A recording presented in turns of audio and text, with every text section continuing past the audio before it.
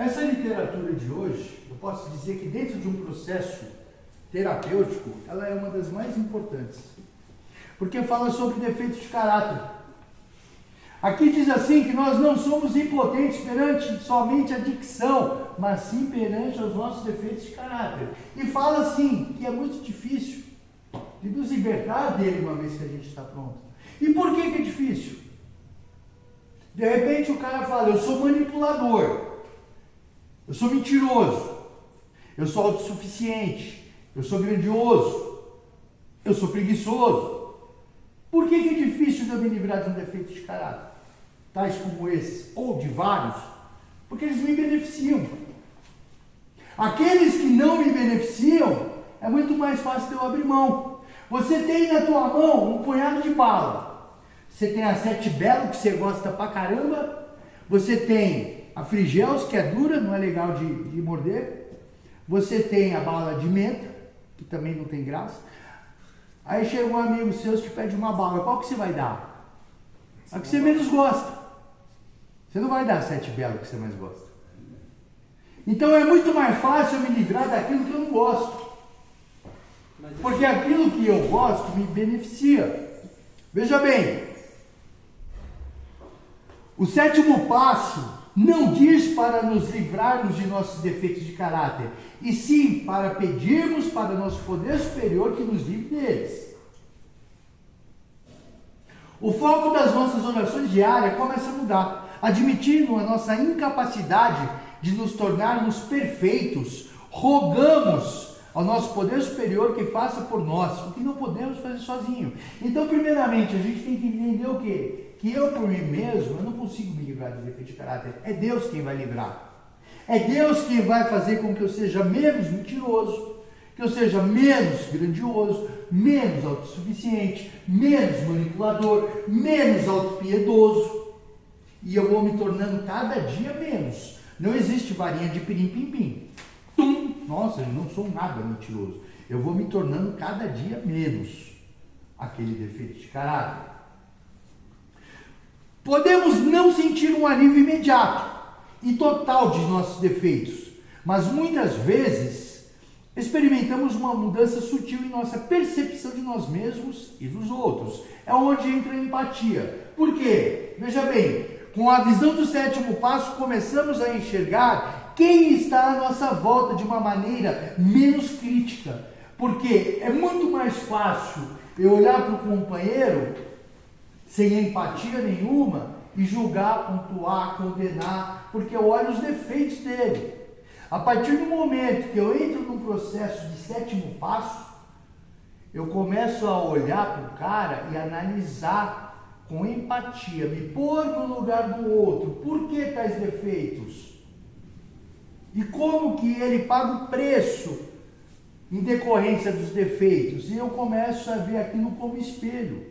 A filosofia de Aristóteles fala para a gente o quê? Onde senão em meu companheiro poderei encontrar esse espelho?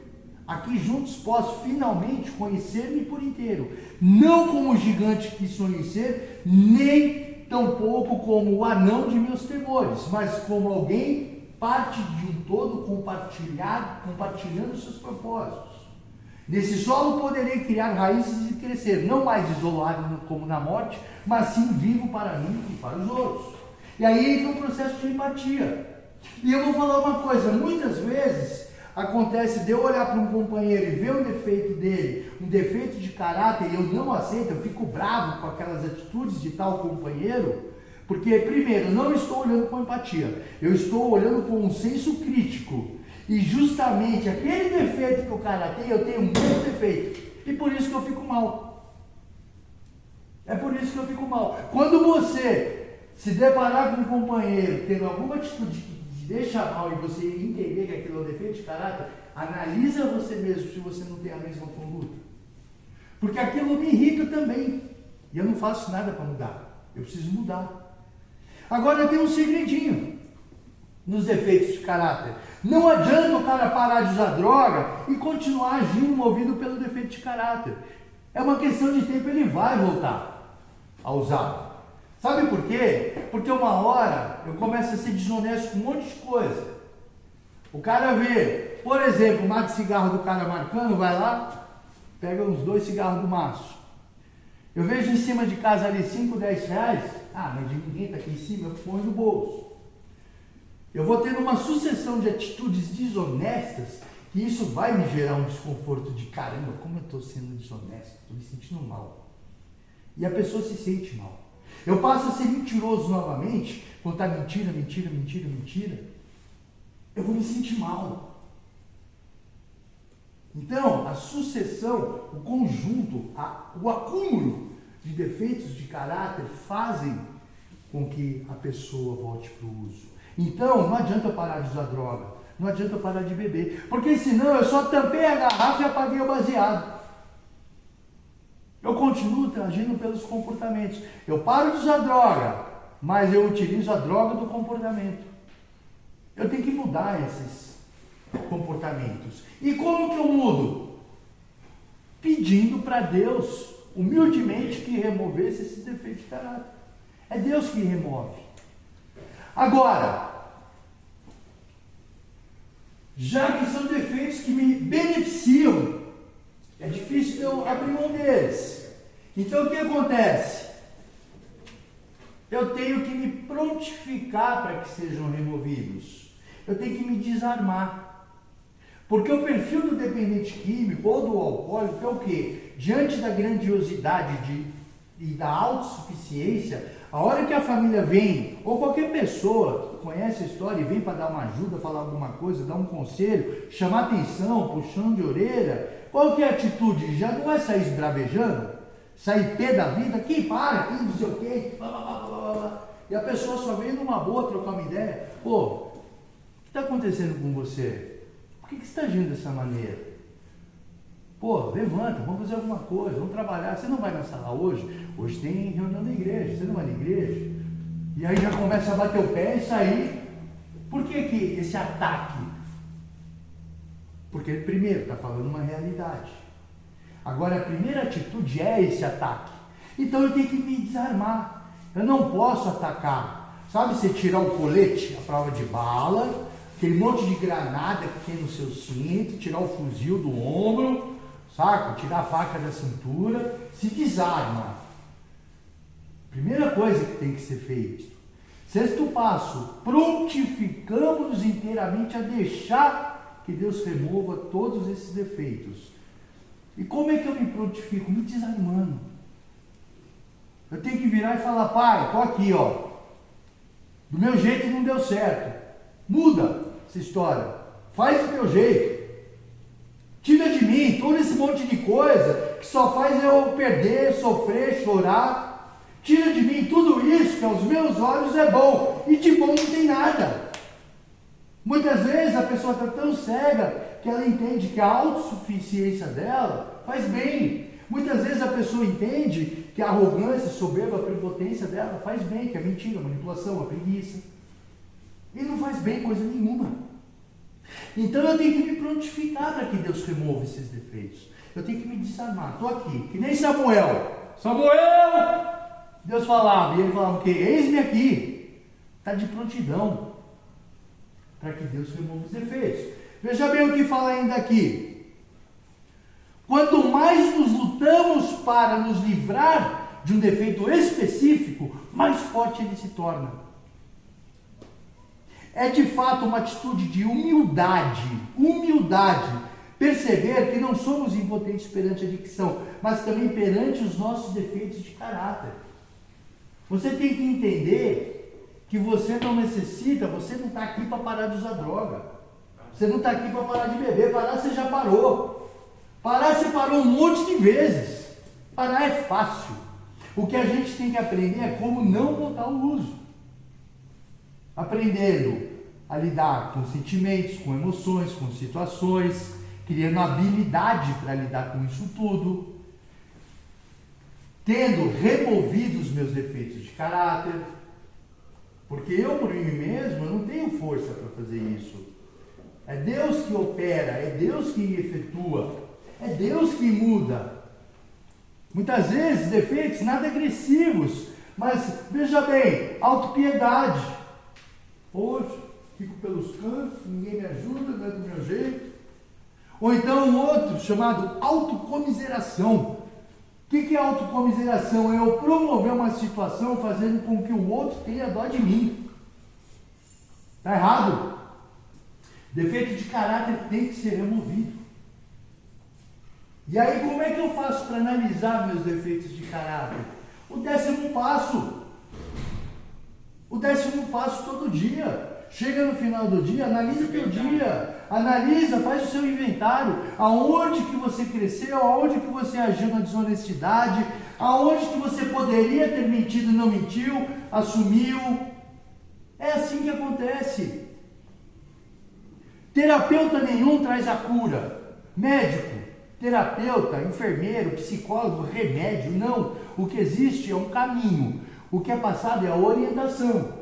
Mas se eu não fizer a minha parte, não vai acontecer.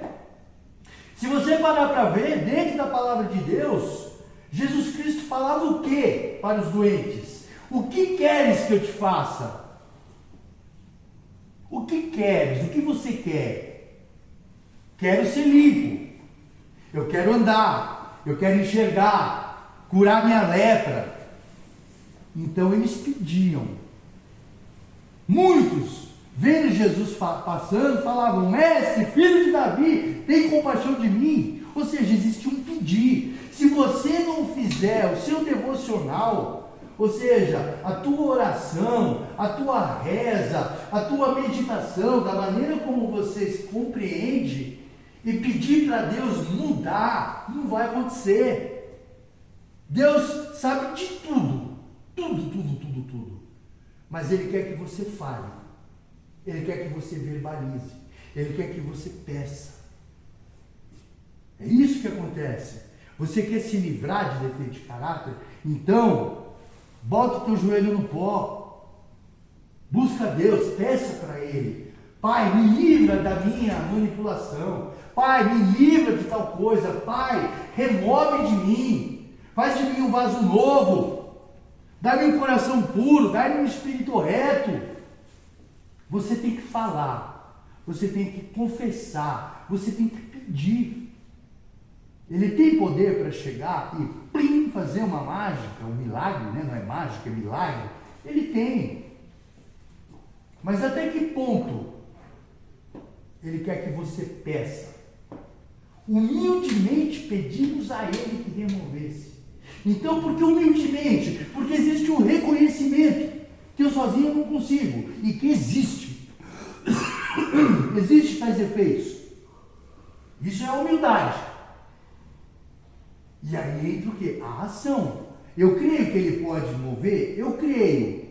Mas eu tenho que pedir. Porque a fé sem obras é morta. Eu só pedir não vai acontecer.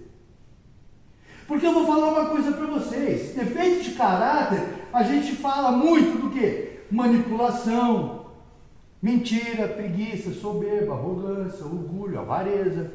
Mas eu vou falar uma coisa para vocês. Um pouco sobre alguns defeitos de caráter. Só para vocês terem uma ideia.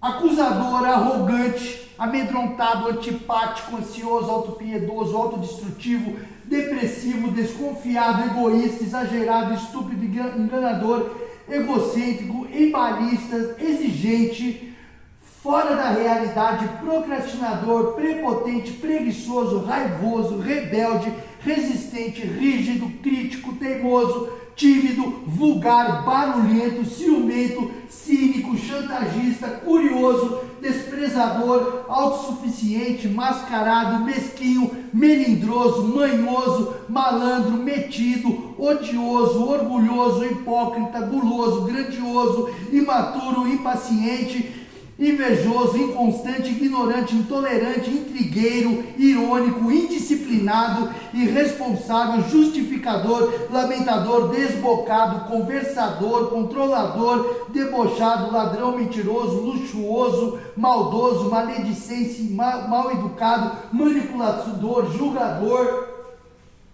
Presta pra mim depois. Falei só alguns. A gente fala de meia dúzia. E eu citei só um pouco, diante de quase 100 que existe.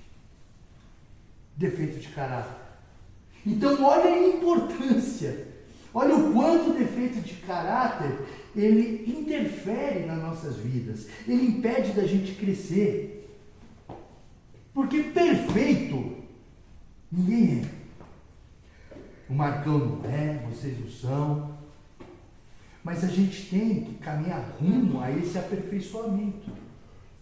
Porque isso tudo que eu narrei aqui, a gente pode de repente de tudo isso ter um pouquinho.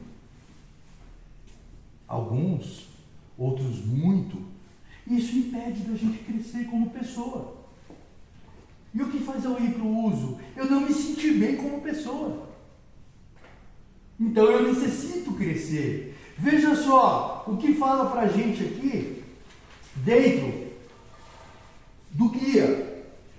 Mesmo depois de todo o trabalho que fizemos no quarto e quinto passo, ainda não temos total consciência da natureza dos nossos defeitos de caráter. Provavelmente estamos imaginando onde precisamente os nossos defeitos terminam e onde começa o caráter. Veja bem, que a gente está falando de uma régua, de uma linha. 0, menos 1, menos 2, menos 3, menos 4, 1, 2, 3, 4, 5, 6. Defeitos de caráter. Aonde terminam os nossos defeitos e aonde começa o nosso caráter. Vou dar continuidade. Provavelmente estamos imaginando onde precisamente os nossos defeitos terminam e onde começa o caráter da nossa complexa estrutura da personalidade. Então, qual que é a sua personalidade? Qual que é a estrutura da tua personalidade? Procura saber quais são os seus defeitos e qual é o seu caráter. Isso é o que compõe a sua estrutura. A tua personalidade, ela é formada pelos seus defeitos e pelas suas qualidades. O que é mais tênue? Qual que é o que pesa mais? Essa é a resposta. E cada um vai responder para si mesmo. Ninguém é onisciente. É você que vai responder para você. Aonde o que prevalece são os defeitos e aonde o que prevalece são as qualidades. O que prevalece são, de fato, os pontos positivos dentro do seu caráter. Por que temos determinadas atitudes? É culpa de alguém? Quando nos sentimos assim pela primeira vez, como é que foi? Por quê? Como? Aonde? Como começou? Se não formos cuidadosos, podemos ficar tão auto-obcecados que perdemos de vista a razão de estar trabalhando no sexto passo. Precisamos direcionar os nossos esforços. Temos como objetivo aumentar a nossa consciência a respeito dos defeitos de caráter, para nos prontificarmos inteiramente a tê-los removidos e não analisar a sua origem ou nos deixar levar por um acesso de auto-obsessão. Eu tenho que saber a natureza exata das minhas falhas. O que vai me trazer isso? O quarto e quinto passo. Foi lido, foi falado, foi de fato identificado. Houve uma confirmação da minha parte. Aí entra o sexto passo, realmente tem razão. Eu não quero isso mais para a minha vida. Eu quero que seja removido. Então eu já não vou mais agir baseado neles. Eu vou me desarmar. É isso que fala. Porque eu chegar para você e falar assim, que mano, você é um mentiroso. Você é manipulador, mentiroso, você é preguiçoso também. Qual que é a primeira atitude? Pô, é o caramba, tá me tirando? Qual que é? Eu tenho que parar, realmente, mano. Pior que eu sou mesmo. Isso me prejudica. Eu não vou ser isso. Então eu já não ajo baseado nisso, eu não retruco e eu faço ainda além. Eu peço para que Deus remova isso de mim. Porque se de fato quando é apontado eu retruco e fico pé da vida, é porque de fato eu sei que eu sou. Muitas vezes é difícil identificar também. E é difícil identificar, por isso a necessidade de um quinto passo, uma pessoa auxiliar. Né? Os defeitos de caráter são indicadores da nossa essência. Olha só que interessante.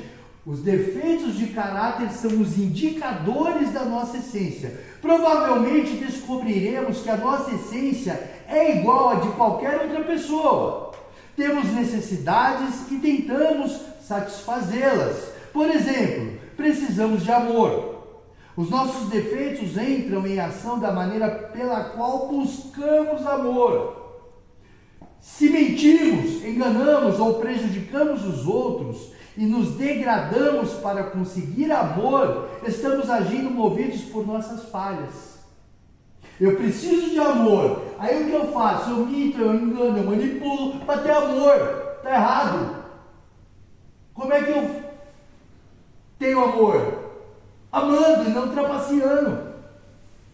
Escreveram aqui de manhã isso, olha como vem de encontro. Escreveram na lousa. Sinônimo de amor é amar. Como é que eu vou ter amor sendo trapaceiro, manipulador, mentiroso, enganando? Eu não vou ter. Como está definido no livro How and Why, a tradução do livro, né? Como e por quê. Os nossos defeitos são características humanas básicas. Ninguém é perfeito. Independente de ser adicto, alcoólico ou normótico, né? Ninguém é perfeito. Todos possuem defeitos de caráter. A humanidade possui defeitos de caráter. Os nossos defeitos são características humanas básicas que foram distorcidas pelo egocentrismo. Já tinha algo meio ruinzinho ali na história, um defeitinho. Aí o meu egocentrismo foi lá e potencializou aquilo, distorceu. O que era ruim ficou péssimo. Por quê? Por causa do meu egocentrismo. Por causa da minha autossuficiência. Por causa do meu uso. Por que o dependente químico, o alcoólico, mais o dependente químico, tem potencializado de uma maneira brusca os piores efeitos de caráter?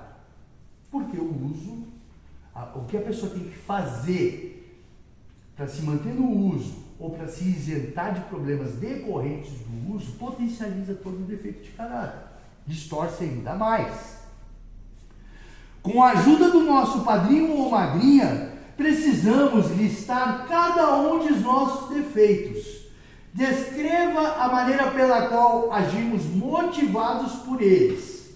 Compreender de que forma eles afetam as nossas vidas. E o mais importante, descobrir o que estamos sentindo quando os praticamos.